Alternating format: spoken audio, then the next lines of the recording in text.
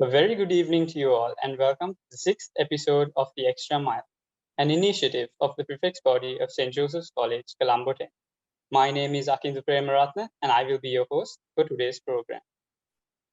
Today, I have with me an exceptional Josephian holding 4 degrees and currently completing his final year at the University of Moratuwa.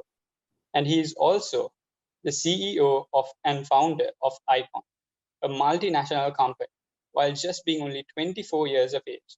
He is none other than Dulinda Perera.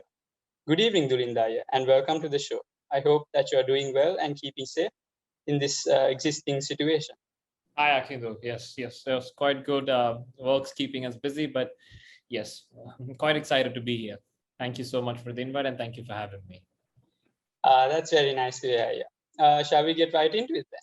Sure, please. Why not? So, Aya, it's been about 6 years since you've finished school. Could you take us along the fond memories you've had in your time at school? All right. So, fond memories back at school.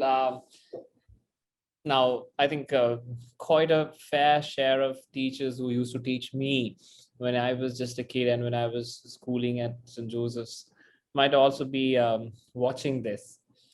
Frankly, if you look at my schooling career, I was studious, yes, had good marks, all of that, but I was a very naughty kid, a very, very naughty kid, a very mischievous kid. Used to get into trouble almost every day. I think all the teachers who would have taught me at least once, all the teachers would have punished me at least once, right? Back in the day, the prize giving was a very, very special place for us, right? I can still recall when I was in about grade 7. So you have the normal subject prizes, and I don't know how it is being done now. Back in the day, there used to be these subject prizes, then the general proficiency award and all of that. Apart from that, you will have the open prizes, like the stuff for speeches, drama, essays, elocution, all of that. Back in the day, there used to be this head prefect. He was also a head prefect called Sachin the Dias, the brilliant Josephian. Absolutely proud Josephine as of right now. Also is doing quite good. So Sachin Taya used to, go up and down the stage, about 13, 14 prizes a prize giving. Used to be this, center of attraction. And you used to be always, fascinated about being appreciated like that in a prize giving or anything of that sort. So when I was schooling, if you had asked me, what are your most fond memories? Obviously, it was the appreciations that one way or another, appreciation from teachers, parents, friends from school, competitions that we used to go out and represent college and all of that. But if you ask me now, what are my most fond memories? The most fond memories are definitely all the times we used to get punished. Right. Because come past college, you'll realize appreciations still keep coming. Right. Like you mentioned, I've completed a couple of degrees. You go to a convocation, everybody congratulates you. Exams you'll still have even after you this thing. Sports you'll still do. Clubs and societies and social activities, I would say you've scaled up since you leave college. But those memories will never come. For the benefit of all the students who is going to be watching this, I'm not going to tell those things because I don't think that we should be. But you see, when you look back at it, you don't feel vindictive. You don't feel as if, oh my God, I was punished. Or you don't feel any hatred. You look at the fondness or the beauty in those memories. I can still recall one day. I'll just tell this one incident, which is, which barely meets the cut. But one incident when we got punished. This is the 4th period, the one before the interval. I don't know what now, but that is 10:20 was the interval. So around 10:15, we are having a free period. We are in grade 11. I can still recall. My class teacher was the Venda teacher. If she's watching this, she'll know. Me and one of my friends called Ruby, the two of us were having a push-up contest in the middle of the class. Now everyone is around us now, cheering and egging on. This is the fourth period. Every other class is, working. If anyone of the young Joes are watching this, please don't do this. Please don't try this. But we were having a push-up contest between myself and Drew. So we were on the floor. Everybody else was around us like a ring sort of thing. And another fellow was counting. To our utter dismay, in walked the then Father Rector, Father Sylvester Ranasinghe. If you all had a pleasure of knowing Father Sylvester, he was a very strict disciplinarian. Very strict. And the boys were dead scared, right? When he walked in, we thought, okay, we are done. We are probably done. We'll be kneeling for the rest of the day or whatever. We were very, conscious about what's going to happen. And now the moment Father walked in, the bell rang for the interval. He gave us a very interesting punishment. What did he do? He did scold us, didn't thrash us. He said, are the two of you were in a push-up contest? No, come. So he called the two of us, put us into the tarred road.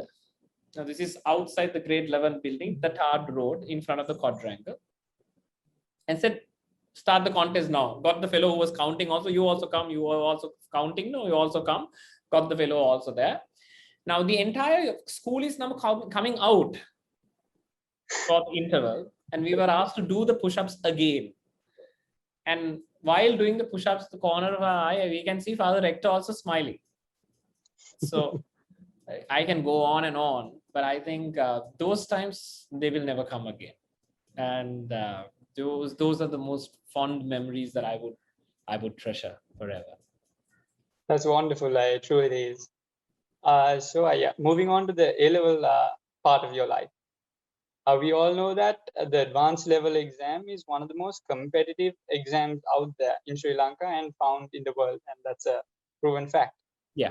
And I know that I have a few Akis and Ayas in the Peradeniya University and Moratuwa University, and they don't recommend me applying for local campuses, basically because of various reasons.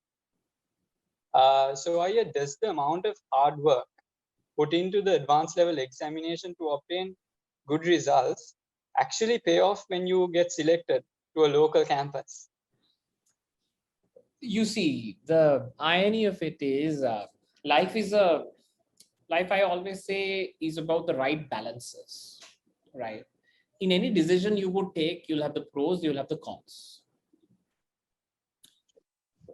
I don't need to go to the extent of comparing local universities and private universities in Sri Lanka, because we both know the pros as well as the cons. I'm not going to say that, local university is like, the place and there's absolutely nothing better than that. Point of the story is everything is about the experience you gather. Whenever I used to go for webinars, I used to always say these 2 years of A-level and the 4 years of your bachelor's are essentially like living in a pressure cooker. Now, if you actually go through the content of your bachelor's degree, it's hardly you will actually utilize the same in a day-to-day actual job. Right. At IKON, we consult a lot of multinational companies and employee branding aspects. And something that we see is roughly about 76% to 80% of the content you learn within these universities are not practically applied. That being said, what does the actual university tell you? What does the actual university prepare you for is a question that you need to ask yourself. Right. To answer your question, still in Sri Lanka, local universities maintain a certain standard, which private universities, to a certain extent, has not been able to bridge as of right now. That is starting from international recognition to the accordance to the appreciation of the degree to everything. There is a certain gap even now. Even now, if you ask a physical sciences student who is doing maths, where would you go to? The ideal target is to go to Moratuwa. because it's the place for engineering. Sure. You want to go to Moratuwa? Okay. If not, you'll go to Peradeniya. If not, you'll probably go to Japura. Failing which, you'll probably go to some other private university for promotional purposes. I won't mention names. If you do commerce, ideal place target is to go to Javadanapura Management or Colombo Faculty of Management and Finance. If you do biology, ideal target is to get into Colombo University or Northern Colombo Medical Faculty or whatever. Nobody would start by saying, I want to go to this particular private university. There are certain very minute individuals with specified career pathways who would say that. So in a nutshell, does it pay off? Yes. But I would very strongly say whether or not it doesn't is actually up to you. You can go to any of these universities, private or state alike, yet not have a very influential career. You may not go to any university, yet end up having a very influential career. Irrespective of the experience you are gonna have, the pathway you curate is up to you. But is it worth it? 100% definite yes, it is worth it. I'm an individual who is in a state university. Could I have explored my bachelor's in a private university? Most definitely yes. I've done a lot of private qualifications or professional qualifications for that matter, which you have to pay for and get enlisted and go. So I know a little bit of both worlds. But the standard and the sort of social and what do I say? The practical exposure you get at a state university and the accreditation you get at a state university is definitely worth it. Yes. That's fascinating. I'm sure everyone here would find that very valuable. So are you moving on to the next question? We know that you're a Toastmaster, yeah, and you were the youngest debating captain in college, and you were also quite the studious character in school as well. So my question is, there are a lot of skills that you develop in school. What would you say the most important set of skills you developed in college and most valuable lessons that you've learned and that it helped you to get where you are today? You see, first things first. All right. The most valuable lesson per se that I learned was to create and lead a life where the center of everything is God. That's lesson number one taught to me by St. Joseph's College. If you look at our college, the compound itself, the center of everything is the chapel, right? I think our founding fathers would have thought about this. Irrespective of which building your class is in, you'll go to the chapel and only then you'll go to that particular building. Starting from the ground up, that culture is something that I'm very grateful for, right? You know, just we are talking about this. Now, me being the mischievous and the naughty kid that I was, you wouldn't believe me.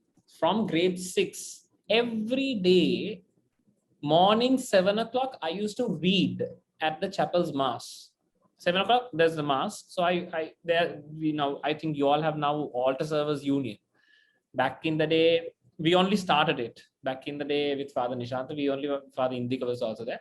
We are the ones who started it. There's this thing. Now, I'm good at reading and all. So I used to either be the lector or the cantor for the mass at 7 o'clock, and then I'll come for class and all. So I don't know, Sister Anne is still. I don't know whether she's still. Sister Anne left a few years ago. Oh right, okay. So Sister Anne and Sister Sadani, may her soul rest in peace. She passed away a few years back. They used to tell that I have God with me in the morning and the devil during the day. Because I used to play the havoc during the day. Yet I used to be. So that's one thing that college taught me to be. I'm still a very God-fearing individual, and I would say leading a God-centric life. Might not be the most religious person, but yes, I think that's something that St. Joseph's College taught me.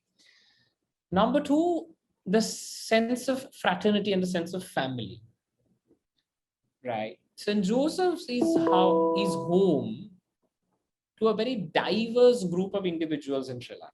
It's not just the white collar guys. There might be a misconception that it's just only the white collar guys. No. We have obviously the majority of the Catholics, but the Buddhists, Muslims, Tamil, rich, poor, middle class, everybody forms together the Josephian family. Now, let me tell you one thing.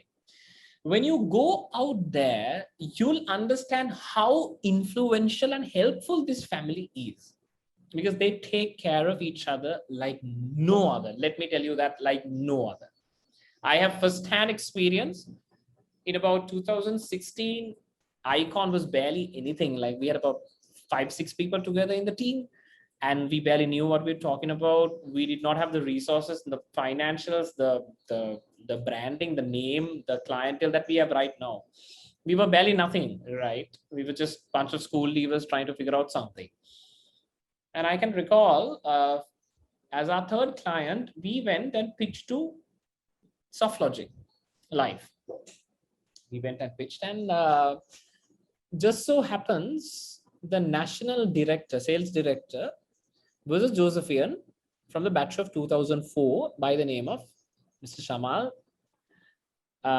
We did not know each other. We did not know each other personally. I just pitched, and after a while, we Josephians, we have this aura. We have a certain way that we are brought up. 10 minutes into a conversation, person can figure out you are a Josephian, right? So he just casually asked me, just a curious question, where did you school? And I said, I'm a Joe, I schooled at St. Joseph's College. I was like, oh, no wonder, me too, right? Then we started talking about the sports complex, to the beret, to boxing in school, and this and that and the other. Ultimately, as a favor, not because we were very impressive at that point, as a favor, he said, you know what, I want to give you a helping hand. Why don't we do some work together?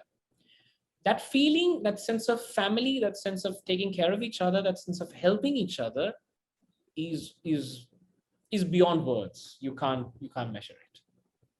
So number one, building and depending on your life on a God-centric culture, number one. And number two, the sense of family and taking care of your own. And those are the two most important things that college taught me. And I think the third most important thing that the college gives away free for each and every one of us, for myself, for all the Josephians who've been schooled by college for the last 125 years, for you and for all the Josephians who is yet to school at St. Joseph's College, is the pride and privilege of being a Josephian. You won't understand it when you're schooling. You will understand it when you leave school, that the pride of calling yourself a Joe walks miles. That's wonderful, it really is. So, moving on to our next question. We know that, you have obtained 3 years for your advanced level examination in the math stream. Yeah. And you've completed your CIM exam and CIMA exam. You're a CIMA lecturer, and here and there you do events of public speaking. So you definitely would have had plans after your A-levels. So could you take us through the journey after school, like the plans you've had, the decisions you've taken, and some of your accomplishments along the way as well? Okay, so last 6 years probably have been the most interesting 6 years of my life. I've had my hands in quite a bit of everything, like, bits and pieces over here and there, because I like to have a dynamic lifestyle rather than have, one boring, way of going about it. So, yes, so got into uni in 2017, Faculty of Engineering. Currently, I'm specializing in chemical and process engineering. Started CIMA in around 2016, and that's around where IKON was also born. Myself and a good friend of mine who's a Peterite, called Hiru Ramukwella. So we started off IKON, just the two of us. And then later on in 2017, IKON was incorporated. He flew to USA. So I started things off again by myself. Started off IKON as its name in itself in 2017. For about good 1.5 years, we understood the industry, tried to learn new things, how to go about it, blah, blah, blah. 2018 was quite a good year. We grew tremendously. And then 2019, we moved to Australia. We opened up offices in Australia, Melbourne, in part. By 2019, we had 2 more sister companies that were opened, IKON Impressions and IKON Labs. Impressions focusing on a full-scale production house. Most of the famous productions that you see up on TV and all of that were shot by IKON Impressions, including Sri Lanka tourism. Then IKON Labs, which was IT infrastructure development arm, that was there. So the 3 companies together formed IKON group of companies as of 2019. 2020, early 2020, we flew to Dubai to open our 3rd office in Dubai, Saha office complexes, which is right across Burj Khalifa. We actually came down to Sri Lanka just before they closed the airports in March for COVID. Ever since we've been growing, right now, if you look at IKON group of companies, we have an extremely diverse clientele. Most of the top-notch brands in Sri Lanka we are privileged to work with in terms of handling their PR and comms within the digital eco space. And we have a team that is closer to 56 people who are working across these 3 companies and the 3 countries. Now, that's a bit of IKON. So public speaking wise, yes, I joined Toastmasters. I won 2017 the Speech Olympiad of Sri Lanka, and 2017 All Island Best Speaker. I was a judge for both promptu and impromptu. That was a bit of it. I couldn't really follow up at it as a, as a professional pathway per se. That was that. COVID was pretty interesting. When the country first was locked down in March 15th, in April, I was invited to come and consult on Sri Lanka Army for a domestic agricultural responsibility project called Thurumituru Navaratak. Maybe you might have seen a lot of celebrities came up on board and endorsed it and all of that. The extension of the project ended up getting an appointment as a strategic consultant to the current commander of Army, General Shavendra Silva.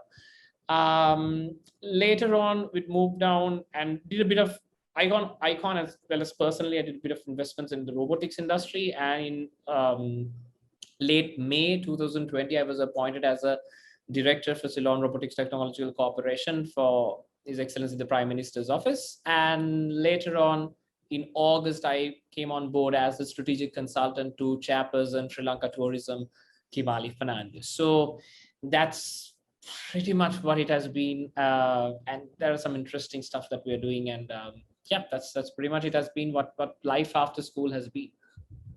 That's incredible, like.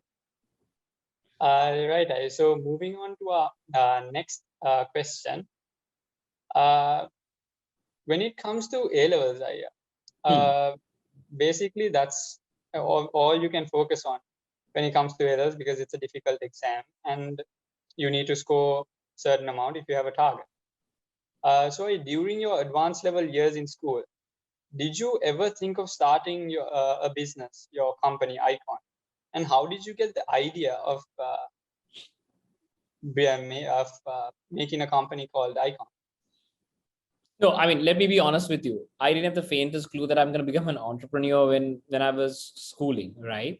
But I slightly disagree with one thing that you said, Malla, about the fact that while you're doing your advanced levels, that you can't really focus on anything. I'm sure as a prefect, you guys are also focusing on a lot of different things. But if you talk to my A-level teachers, they'll probably tell you that I was never in class.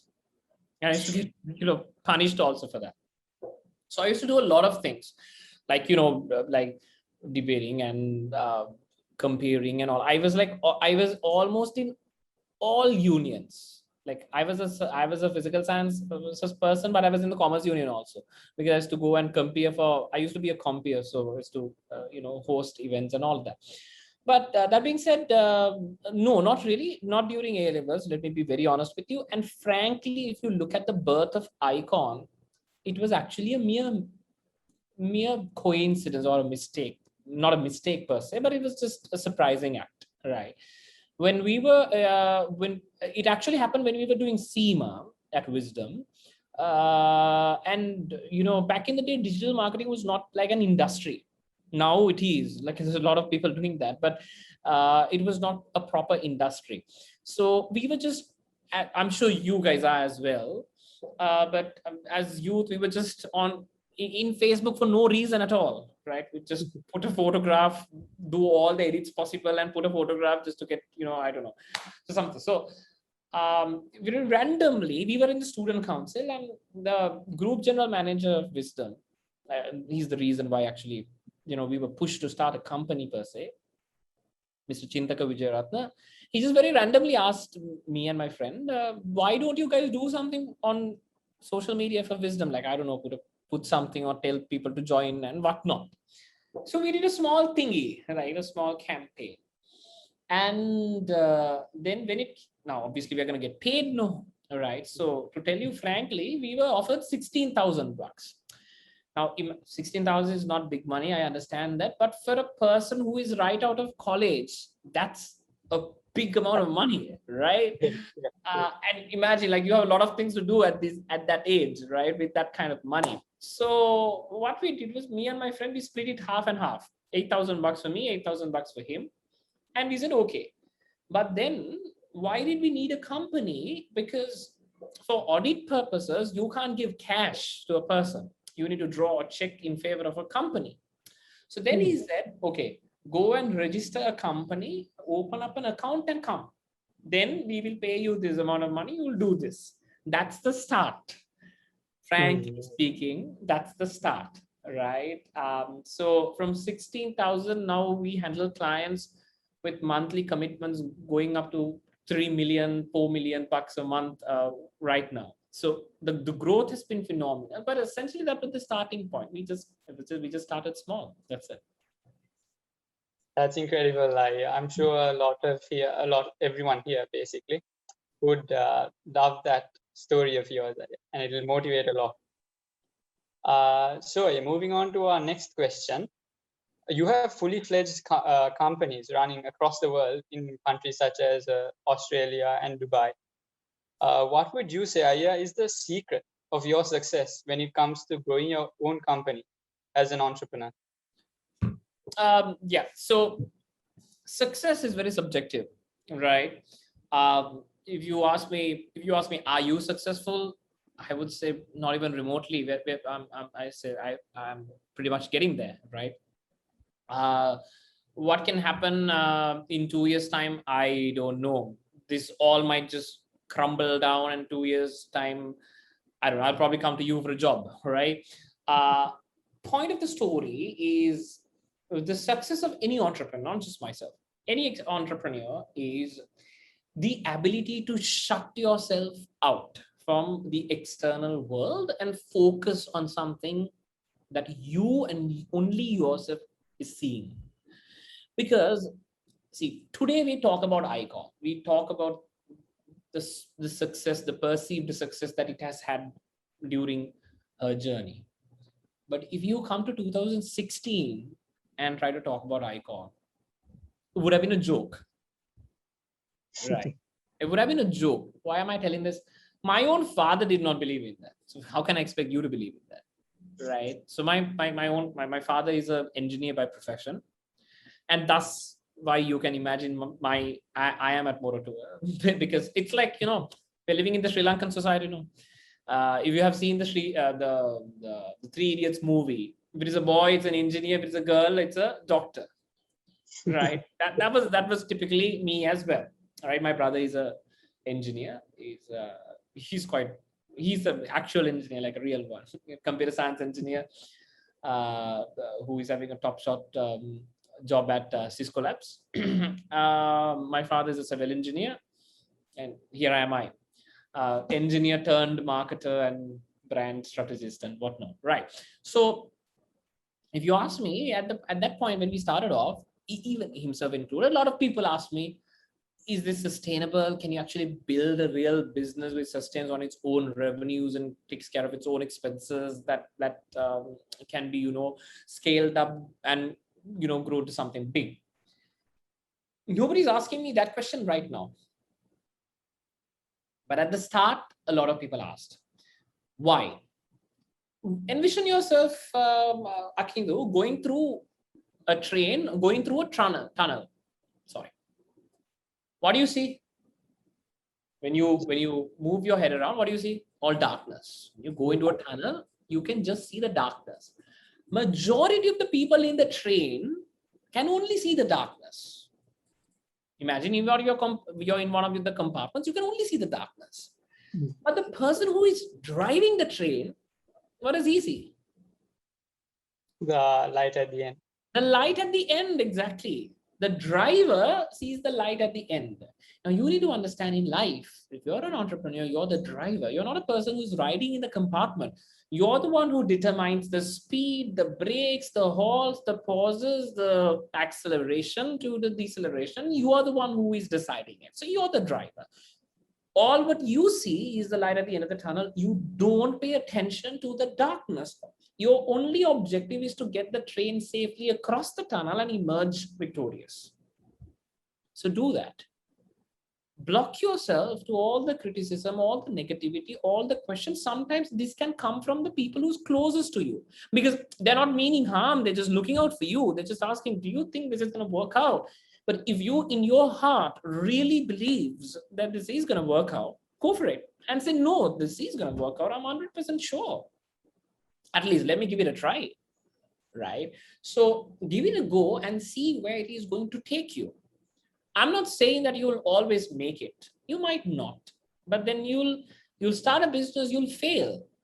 But that will be life teaching you one way not to start a business. So the next time you start another business, you'll know one way not to start a business. Simple. So the bottom line, your ability to shut yourself away from the criticism, take the constructive criticism, please, by all means, take the constructive criticism, but focus on the light at the end of the tunnel, not the darkness that surrounds you, and you'll make it. I love the way you explained that. It was really nice. So I am moving on to our next question. The heights of success you've reached must have had goals set to be achieved and targets set to be covered as well.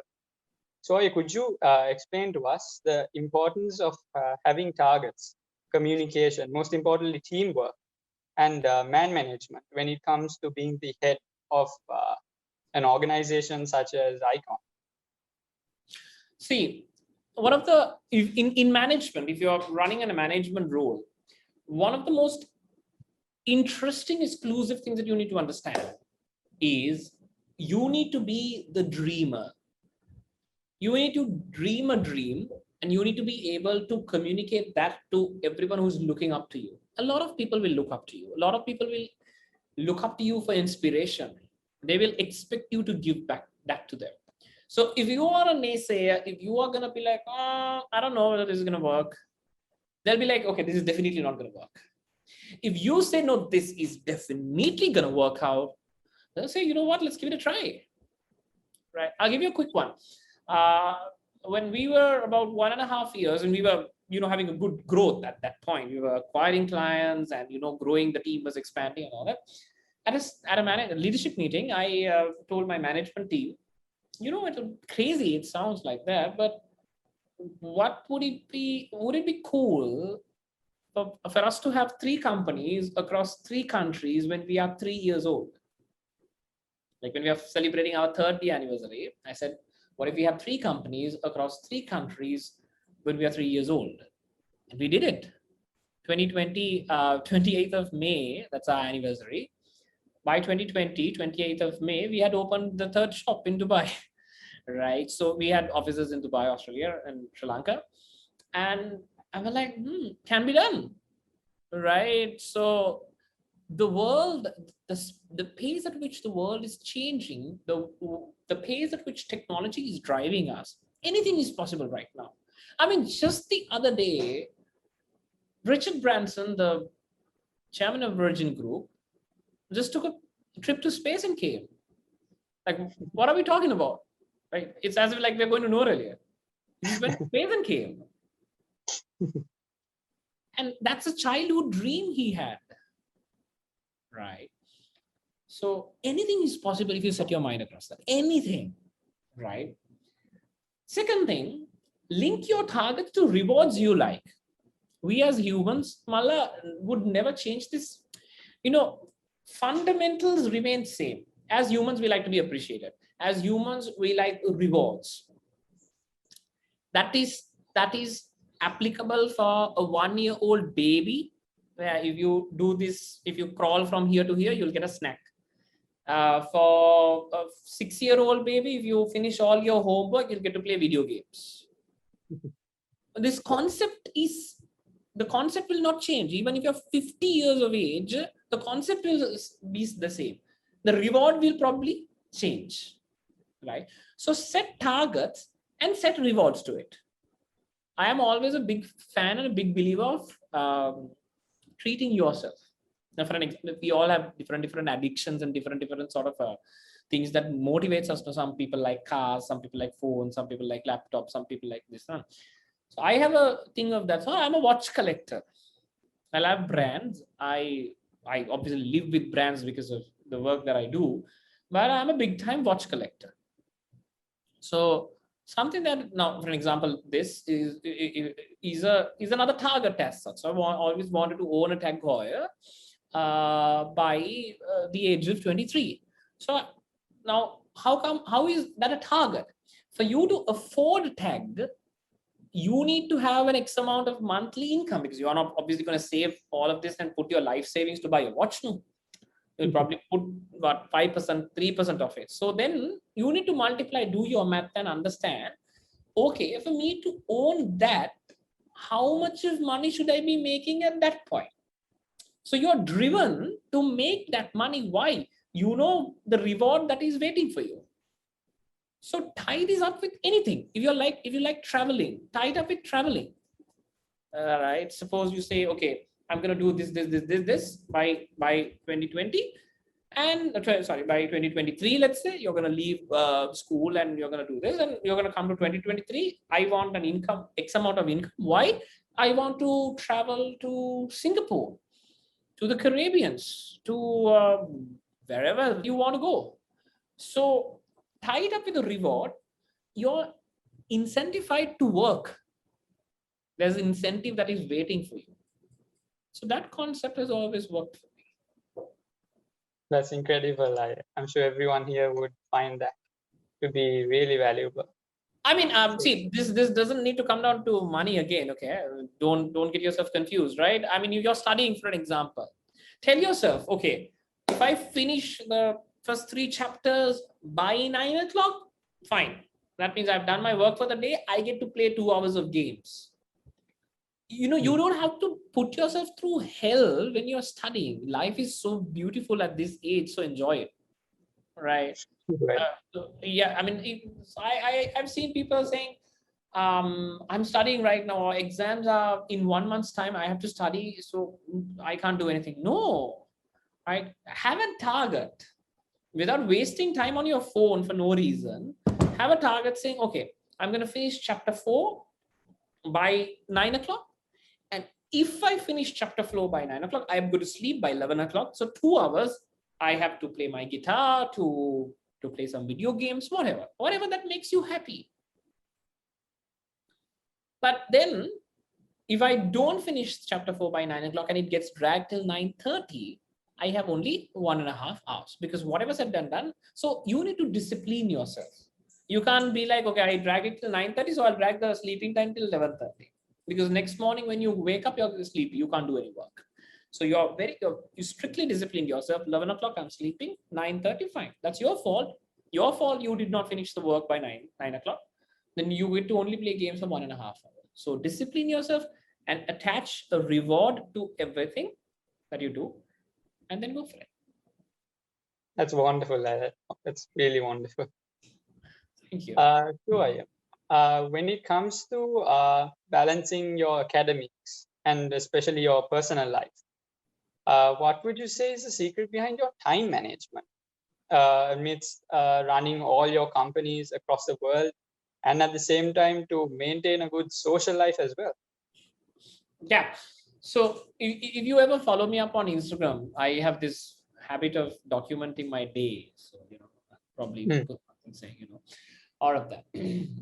So if you see my day, there's some component in the day that I'll be meeting with somebody to, have a good laugh and have a chat and, go for it. So I'm not like this.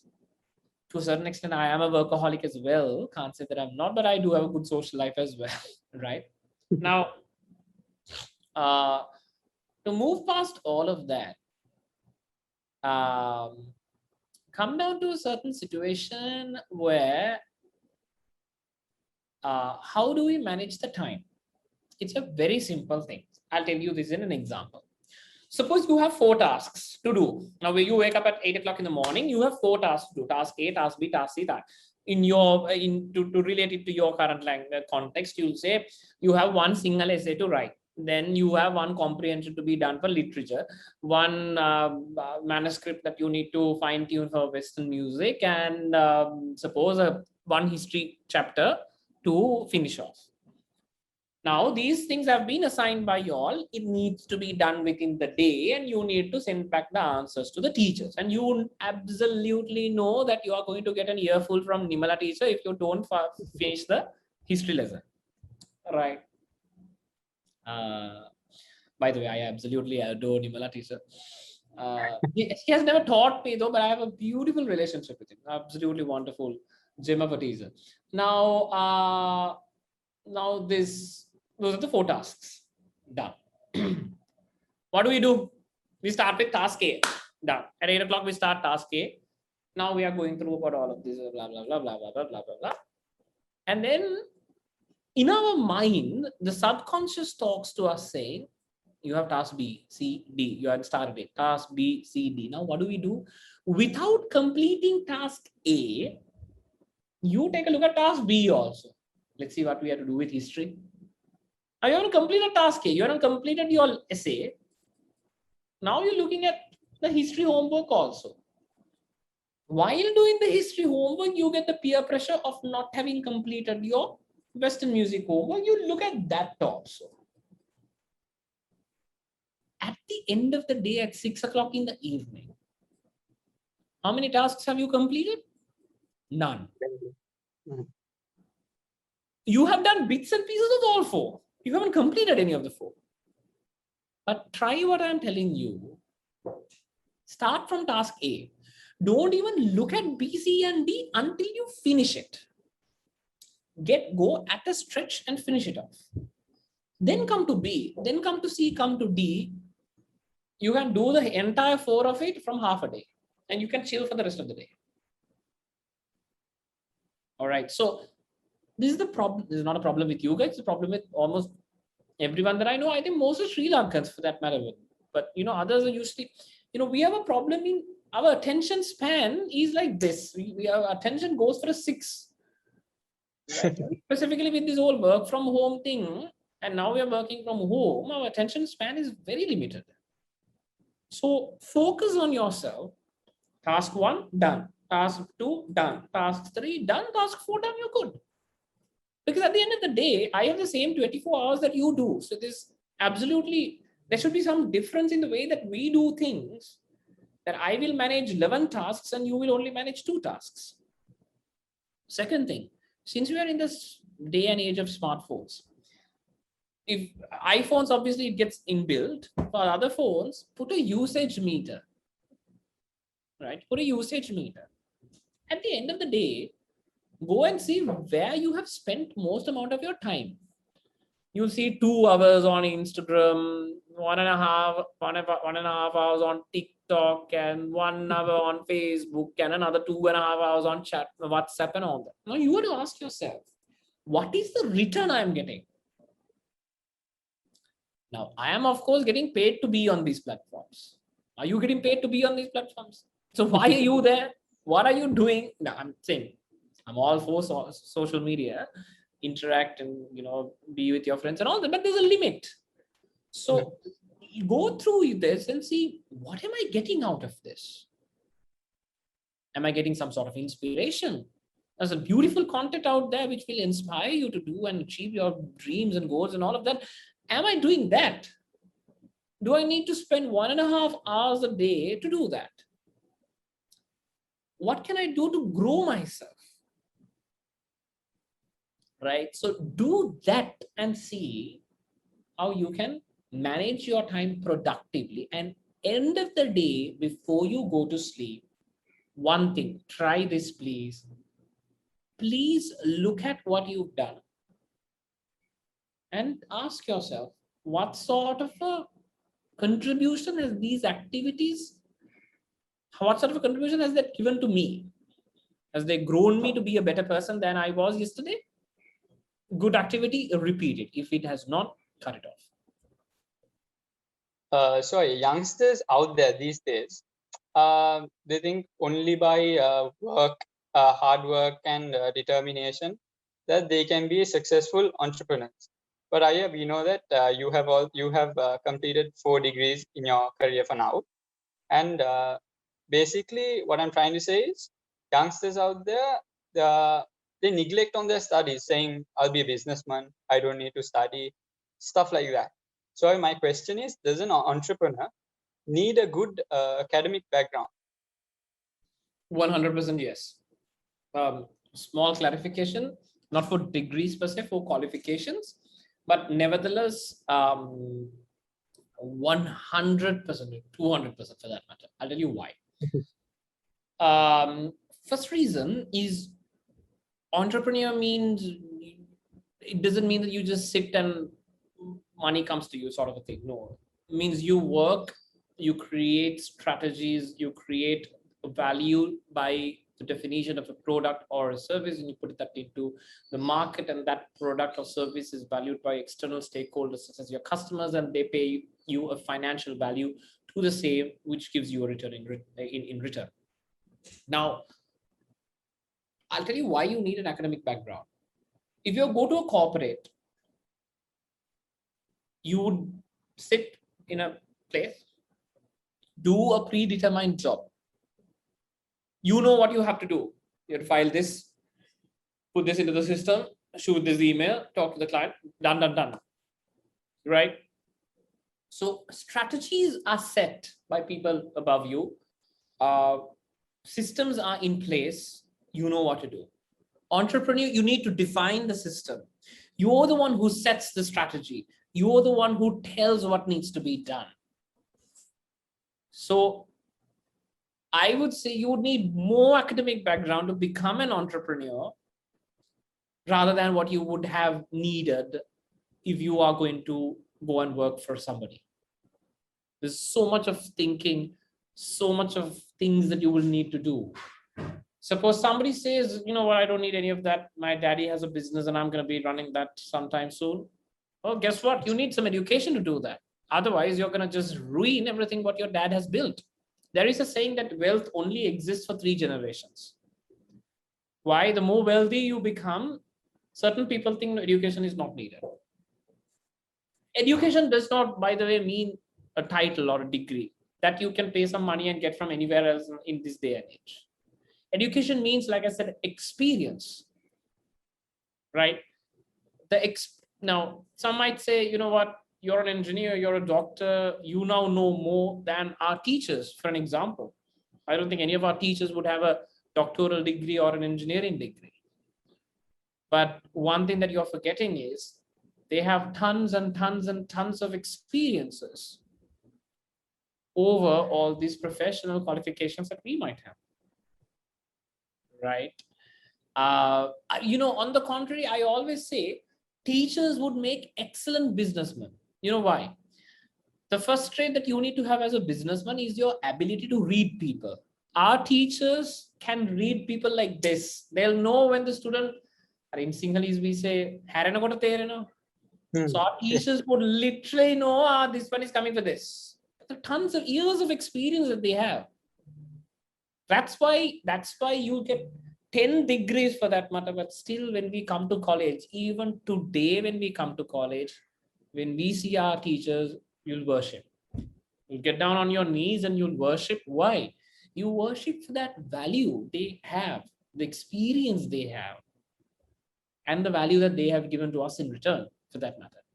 So do you need an academic degree, or do you need academic qualifications? So do you need an academic background? I'll just revert it, say academic background, 100% yes. Number two, if you're an entrepreneur, why do you need academic background? Because so that other people cannot fool you. You can hire, suppose you don't know anything about accounts, you can hire an accountant. The accountant will fool you if you do not know what are the checks and balances, what's an audit, what are the returns, what do you call by operating profit margin, how does taxation work. If you don't know this, the accountant will fool you, embezzle a bit of money for himself and go. Number two, third reason is entrepreneurship is a very, very, very risky venture. Like I told you, 2 years from now, IKON will no more be there. It just takes one bad decision and the entire thing that you've built up will collapse, right? So you need a backup plan. You need a safety net to fall into. So in case something goes wrong, I have a safety net, that I have a career in engineering, that I can just, pursue that. Even at the age of 35, I can go for my first job with an engineering degree, not a problem. Maybe not in Sri Lanka, not somewhere else, but I can do that, right? So you need a safety net. So for these three reasons, you do absolutely need an academic background. That's very, very, very valuable. I'm sure people here present today dreaming to be entrepreneurs would find this very valuable. So throughout the previous questions I asked you and your responses, I realized that you're not a person that thinks stuff through in a typical manner, rather very extraordinary way. And that's why I was basically very keen and excited for this interview. So if I were to apply for a vacant spot in your company, IKON, I know that you wouldn't just be looking for my academic background only. But what else would you be expecting? Like from your perspective, what would you be expecting to see in my CV? Frankly, we don't call for CVs. We are not bothered. We are not honestly bothered what academic degree you have. I mean, you could have a digital marketing professional diploma from somewhere, digital marketing qualification from University of Ceylon. We could care less. I'll start by telling that. All right. Why? Paper qualifications don't mean anything to us. Now then you would say, you're contradicting your own statements. You just said that you need an academic background, but you're not saying you don't care about the degree. Wrong. I said I need an academic background. That could be a degree, that could be self-taught. I don't care. You might have read the book. That's not a problem. How do I measure that you have an academic background? By giving you a problem to solve. In the corporate world, why there's a lot of people who are unemployed. You'll see up on the streets, if you come to Colombo, golf is around, you'll see people protesting and all of that, saying that they don't have jobs. Why? Because ironically, our education system creates bookworms, parrots who can memorize stuff. What good is that for me? Right? Your ability to tell me that 2 + 2 is 4, I have a calculator to do that. But if you can tell me why 2 + 2 becomes 4, that's impressive, yeah? So what I actually look for is your ability to solve problems. In our line of business, how do you go around a brand? How do you become analytical? How do you think outside the box and tell me that this is the way to do it? So your ability to solve problems is what we, not just IKON, we consult most of HR functions and their communication across Sri Lanka. For an example, some of the biggest brands, for an example, we consult Unilever Sri Lanka, we can consult John Keel's group, we consult Access Group. When we are hiring, we look for problem solvers, the ability to solve problems. So train yourself to do that. Second thing that we look to, we don't ask you to send CVs. You know what we ask you to send? We ask you to send your social profile links, your link of Instagram, your link on Facebook. You might think that IKON only does it. Unilever hires by looking at your LinkedIn. For the boys who do not know what LinkedIn is, I'm sure you guys do know what Facebook is. LinkedIn is such a social media platform for professionals. It's not for you to, upload a photo of you looking like this, but it's something as a professional for you to do. Now, as a student, can you exist on LinkedIn? Yes, there are multiple learning programs that goes on LinkedIn, very specifically for the advanced level people. Okay, the history of mathematics, how did it come to be? The beauty of solving skills. That's what we are looking forward for, right? And also another thing is being told by looking at your social profiles. What is that? What kind of a person are you? The type of language you use on social media, the type of stuff you share on your timeline. These are actual things. There is a joint policy that people have come through, including certain companies like MAs, Brandix, Unilever, JKH, and all of that in Sri Lanka. If there are hatred content that you share on your timelines, you are most likely not to be hired. Why? Because we profile and we fuel what do we call interreligious and interharmonious behavior, right? So that's what we look for. We need to know whether the person that we are hiring is going to be a cultural fit. Is it going to be a dynamic, young, vibrant individuals like the stuff that we have? Our entire team is very young. If you look at the entire team at IKON, the eldest member is 25. Eldest, right? We handle some of the biggest brands, but we are very young and we have a very jovial, very fun-loving culture. So we need to know the person who is coming in, is it going to be a cultural fit? Number 3, are you empathetic? If your colleague is feeling down, if your colleague is going through a hard time at home, will you be able to recognize it? Will you be able to tell something kind to him or her for them to, bounce back and come? Because we all need each other's help in life, right?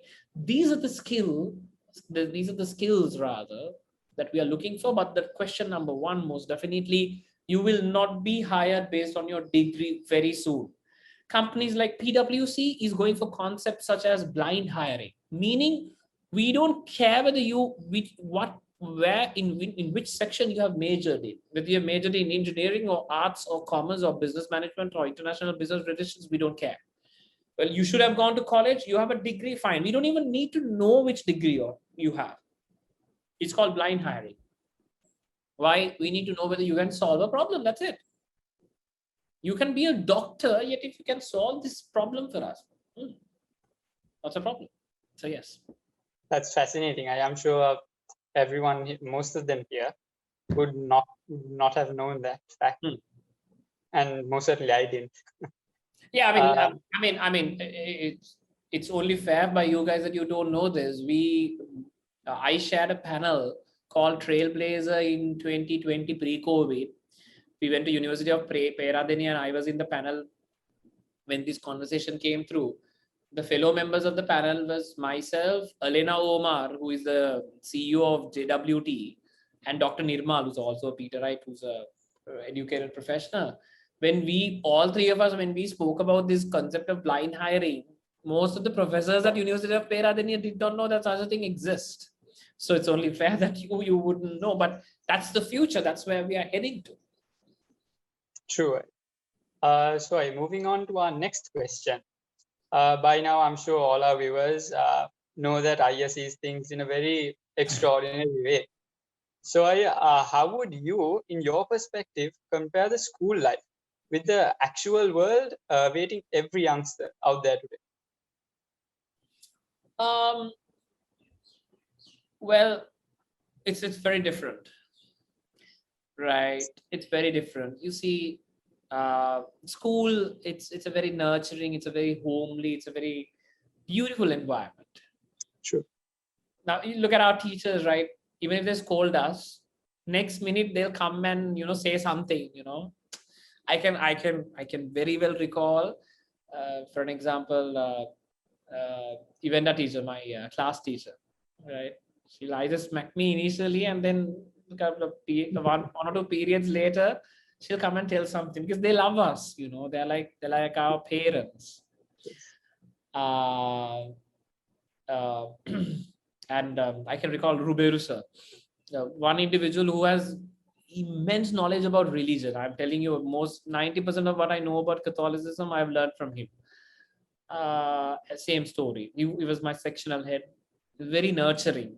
We would look up to him and all of these Seva Vitarnas, all of these people. But outer world, they don't care about your feelings, right? They'll tell you as it is. If you're not good enough, they'll say you're not good enough, get out. That's it. They don't care about your feelings. They don't care whether you're hurt. They don't care whether you'll fall. They don't care whether you'll be a waste in life. No, not really.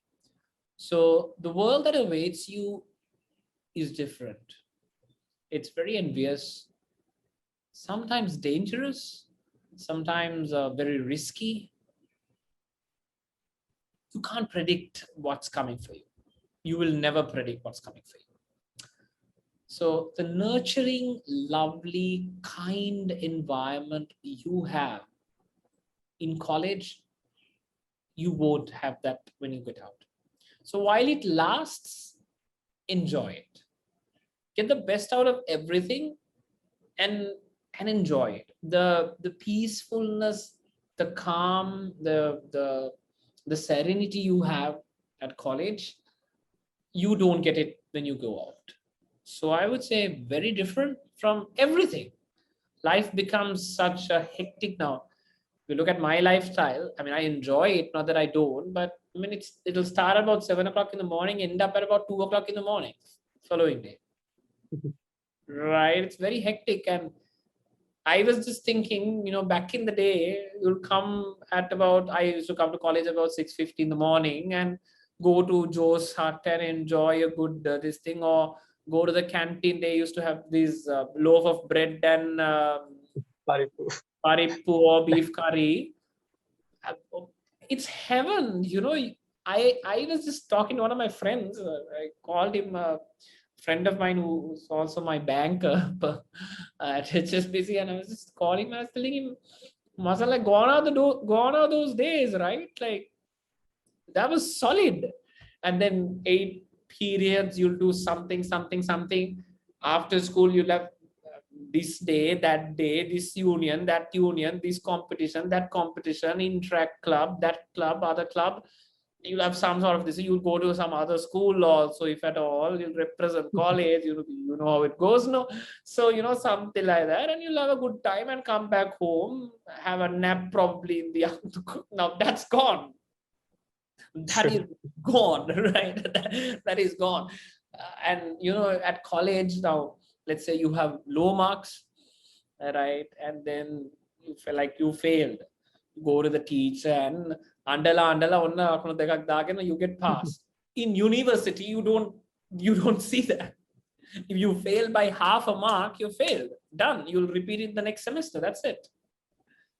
So that beautiful sense of schooling, I pity you all. I think most, like about 2 years, you all are now at home. I pity you all, but that it'll never come.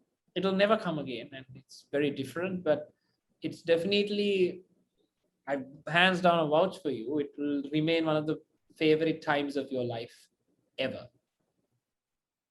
I'm sure the A-level students present here today would find this super valuable. And Yes. I'm sure that your mind is being flooded with nostalgic memories of you being school. Yeah, because like I told you, like most of the stuff that we've done is wrong, frankly, but we've enjoyed it. Like the havoc we would create in the chemistry lab and the physics lab for that matter. Those are beautiful memories. I mean, it's beautiful memories. And looking back, those are the stuff that we'll treasure the most. Sure. Right. So moving on to our next question. Students these days are, yeah, they say they have this online session, that lecture, this lecture, and basically complaining the entire day, saying that they don't have enough time to do whatever they enjoy and to do whatever they want, basically. So yeah, I see that students make this mental barrier that is holding them back from their dream, such as maybe being an entrepreneur. So, what would you say are some of the challenges students should expect in the conception of being an entrepreneur, and what advice could you give them from your own experiences? Can you direct me the question again, Akindu? Sorry, I didn't get that. Just the question, some of the challenges students expect in the conception of being an entrepreneur, and what advice could you give them in your own experiences? All right. Okay. So challenges that you would get, there are multiple contexts of different things that you might come through, but fundamental remains the same. Like I told you, your ability to see the light at the end of the tunnel, shut yourself away from the criticism, and move forward. So how do you train yourself to do that from the little days, from the small days of focusing on something and studying it completely and finishing it off? Starting from there, you need to groom yourself. Number two, how to be a people's person, how to talk to individuals, how to go around with people, build meaningful relationships. How do you do that? How do you start doing that from as students in college? Start doing that with your friends. Have a good quality circle of friends. The friends that we had in college, I mean, we still treasure them, and we still meet up and do something and blah blah blah. And for now, again, COVID kind of managed to officially get the big match off the rocker for 2 years. The big miss, because big match, entire batch will come together. People we haven't spoken since the last big match. Was it a hi Matan, how are you, what's going on, how's it going, and all of that. So all of that. So build that relationship, build that exposure and all of that. I would say that, and to follow your passion, because these are the days that you will actually do that. That would essentially sort you out. Sure.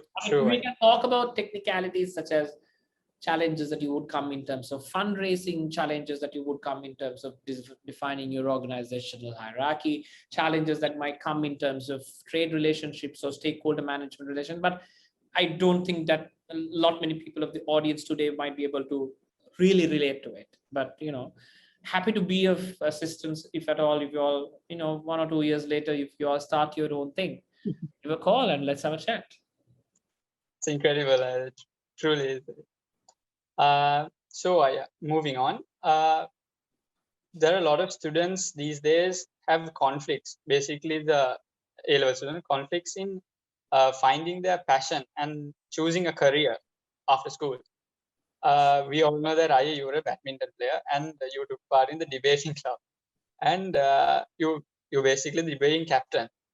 I'm sure acknowledging your ability of speech, that brought you closer to where you are today. That helped you a lot in your public speaking or whenever you have a meeting. I'm sure they're intrigued as well. I am right now.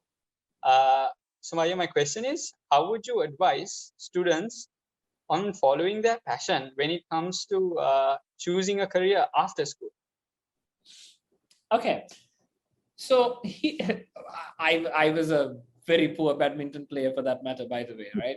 I was absolutely stuck at the sport.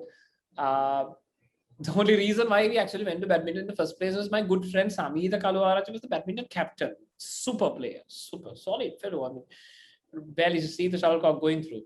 But all that being said, see, like I told you, college is a no-holds-barred game. You don't have expectation. You have a lot of facilities. You have to make use of it. And I think I've made use of every single bit of it. I would say dip your hand and try your luck. There's nothing for you to lose. Nobody's gonna, laugh at you. I was never a professional athlete, but I used to always try out in the sports meet track and field events. Like there were really good athletes in during our time, like for an example, Naveen and all of these John Tarbert champions. Like they can probably run 2 laps when I run 1 lap. But nevertheless, I would just give it a my house was a Bonjin. All right. So the Bonjin boys give it a hurrah. But point of the story being, I was never a big time sportsman. It was just not my cup of tea. I was more of the guy who organizes things and compares and that sort of a thingy. But the point of this thing being, I loved the vibe that goes through with it, and I tried different things. Like I can still recall after badminton, now we are wearing those same shoes because you have proper shoes to get into the courts at the sports complex, right? I can recall asking Diana teacher permission to go into the squash court because she was teacher in charge of squash. I don't know whether she still is, right? Just to try my luck. I barely knew how to play. I don't know the rules to start with, right? And then I can remember I was okay speaker back then when I was in college also, but I started as a Sinhalese speaker, right? A Sinhalese public speaker. Was minority teacher. So back in the day, minority teacher had this trait. She'll create one person from each year, one good speaker, so that go on like that.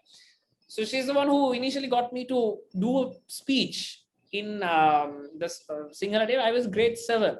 I can still recall Potvaling Minisulka Tipena Prayojan or something of that sort. Lakmini teacher and minorities were the people who moved through. So that exposure traveled with me through, and I became the SLU president with Helen teacher sometime later on, right? Then somewhere across grade 9 or 10 or grade 8, I can't recall. Grade 8, I think. Yeah, I can still recall very good memories of the college. Grade 8, when that was 2009 when we won the war. We had a felicitation ceremony. And Nimala teacher told me that I had to compare for that in English though. I wasn't that fluent in English. Now, somebody looking at me right now would say I was always that fluent. No, I was not. I'm born to a Sinhalese family. My parents, they can converse in English, but at home we talk in Sinhalese mainly. But the exposure that we got, and then I was told to compare with Chaturangaya, who is now a news anchor in Sirasa. Right, English news anchor in Ceylon, doing absolutely well for himself. So like that. So the exposure that we got was the kind of stepping stone for us to be better and bigger and better and bigger and better and bigger. And the chances that our teachers gave us. Now, when such a chance is being given to you, take it. Right? Because college, that's not a problem. I have gone to the mic and mispronounce words millions of times. We're not perfect, right? We're not perfect. I can recall one day I read a reading for the Ash Wednesday Mass or something, and Pemlatsa, my English master at that time, was laughing out when I mispronounced one word. That's fine. It's college. It's not a big deal. Nobody's out there to take you down or gun you or whatever. In the actual world, yes. Not inside college. It's a very safe environment. So try out new things as much as possible. Do new things, right? And the return you will get out of it is incredible. That's incredible. It's really wonderful. Yeah. So during this tough times, this prevailing situation with COVID and all, there are ups and downs of many businesses, many types of businesses. How would you say you and your company have adapted to the new normal? Well, frankly, I agree with what you're saying, but now there is again, see, it's all in the way that you look at things. So like youthful, like I kind of try to look at things in a different way. Now, when you say COVID, when you say pandemic, it sounds very negative, right? But not all industries have fallen. Some industries like ours, the pandemic has actually been beneficial. The pandemic has actually allowed us to grow, right? And you need to see that. For an example, the local production companies like Kalani Tires, Kalani Cables, and all of that, Expo Lanka, all of these companies, if you look at their share prices, like some share prices have gone from 19.5 rupees pre-pandemic, and post-pandemic, it's going at 429. So look at the valuation of the company. Right. If you look at IKON, the growth that we've had during the pandemic, we have gained clients, not lost clients. We have gained clients for that matter, right? And now, for an example, as a general understanding, you could say that real estate as an industry has fallen during the pandemic. Then I could tell you, look here, I have a client in Dubai called Hillshaw Group, along with whom we are building 7 smart green cities across the world. And we are just some of our consultants is flying from Dubai. We started the project in Kenya, one particular city of such, very close to Nairobi, actually between Nairobi and Mombasa, a 1,000-acre green city. So I would say, well, if real estate has fallen, what is that? What do you call that? So it's all in the way that you look at things. Now, tourism, hotel sector, yes, has fallen. But if you look at the American Travel Journal last month, they record that 81.7% of the pre-COVID flying rates have been achieved as of right now because of vaccination. So the pandemic is not at all bad. I mean, people have died, people have lost jobs. Yes, there is an effect, but you need to just look at things. The world is changing a lot. So you can't be thinking pre-COVID in a post-COVID world. You need to adapt your thinking. You need to adapt the way that you think about. But in a nutshell, how has it been for IKON? Been wonderful, because COVID has brought all conventional marketing norms and channels like print media, newspapers, radio, ATL, all of that into a halt.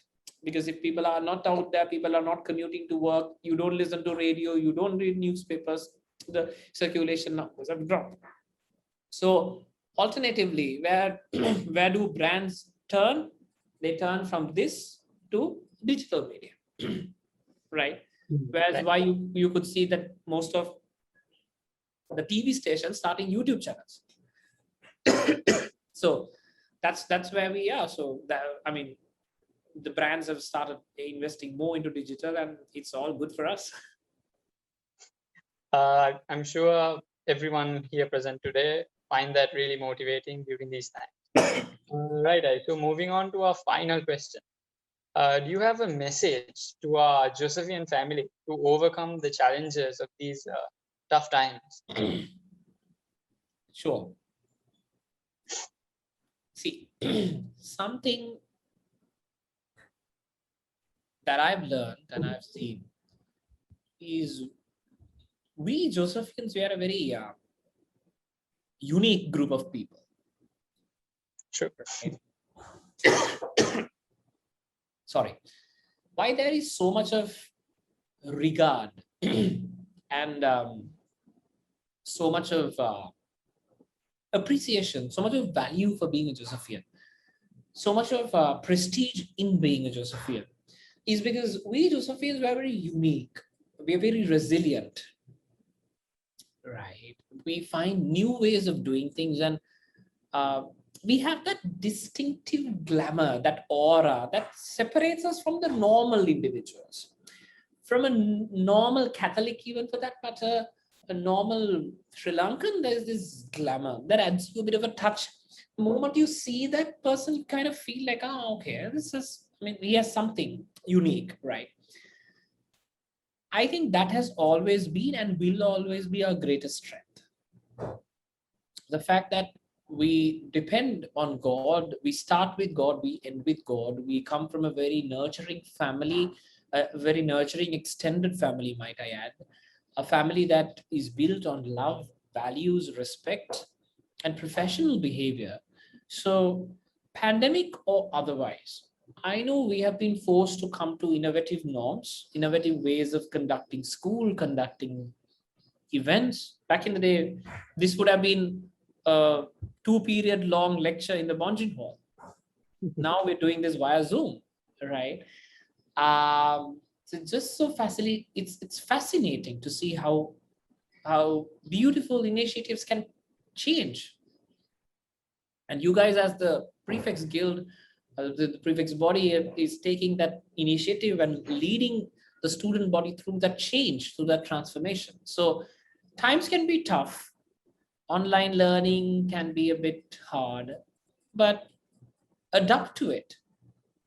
Come back strong, not losing that unique touch of being a Josephian. Because more than the maths, the history, the English, the Sinhalese, the science you learn at college, learn how to be a Josephian. That will carry a long way. I'm sure the prefects guild, the priests, the teachers, everybody will have a vital role to play. And I'm sure you guys are doing amazing in that. And all what I can say is come back strong, because that's what we do. That's what we do every single time. And I am 100% sure that you guys will do just that this time as well. I wish I had more questions to ask you, Arya. I was really happy with this interview. I enjoyed it a lot. Well, that brings us to the end of today's program. Might I just add one thing, Akidu? See, it's a pleasure to have been called today, and thank you very much for Ashan and your team and the entire Prefects Guild talking to me. But just a word that I want to leave. St. Joseph's College has been a very influential part of my life for the longest time ever. My father was a Josephian. My brother was a Josephian. I was a Josephian from grade 1. And to whatever the reasons owing for you all to call me for this interview, I saw a few others who appeared in this program a while back, some of whom in the likes of Praneeth Udumalagala, who I have the greatest of respect for. In his own trade, he's a star. He's an absolute legend. If you'll ask the ballers, he's an absolute legend in the Sri Lankan basketball industry. So I am honored that in such a way, maybe in the entrepreneurial sector, that you guys chose me. But if at all, if you ask me, all the teachers who used to teach me, the friends that I have had in college, that I still have and cherish, supportive staff, people who have even passed away. Josan, we had Jalat uncle, I think he passed away also. And all these individuals together have constructed my career. Not only mine, hundreds of Josephians who have made it out there. If you ask them, you'll say that they'll say rather, the beautiful memories they have at St. Joseph's College is what brought them there. So I'll take this 1 minute as an opportunity to thank every single person, starting with the teachers, students, supportive staff, everybody, for allowing me for 13 years and beyond the privilege of becoming a Josephian. For that, I am eternally grateful. I'm eternally grateful that my parents chose me to send through to St. Joseph's College and not any other school. And for all the young boys who's listening to this, you have an honor of being a Josephian, an honor that is beyond words. You will not understand this right now. Why? Because you might not have that many friends from other schools. You might not know how other schools are being conducted. Trust me, take it from me. Even though this is the first time I'm appearing in a program for college, I have gone to multiple colleges to conduct workshops and webinars on public speaking, personal branding, marketing, whatever. And trust me, there is no better place than college. And you guys have an absolute privilege of being a part of this historic and proud fraternity of being a Josephian. Keep the Jos flag flying high, and all the very best to you, to teachers. For the teachers, thank you for making us who we are. And for the Josephine family, all the very best for you all, and God bless you all. Thank you very much for having me. And last but not least, thank you, Akidu, for being an absolute wonderful moderator. Thank you. I'm honored to interview you. Thank you. Thank you, Dulinda. Once again, we wish you all the very best as a Josephian family for joining us here today and giving us your time. And we would like to also thank everyone who joined today's session of the Extra Mile. We hope that you were able to take away something of value from this program. Join us, and together let's find the strength to go the extra mile and get through this challenge together as one Josephian family. Till then, stay safe and God bless you.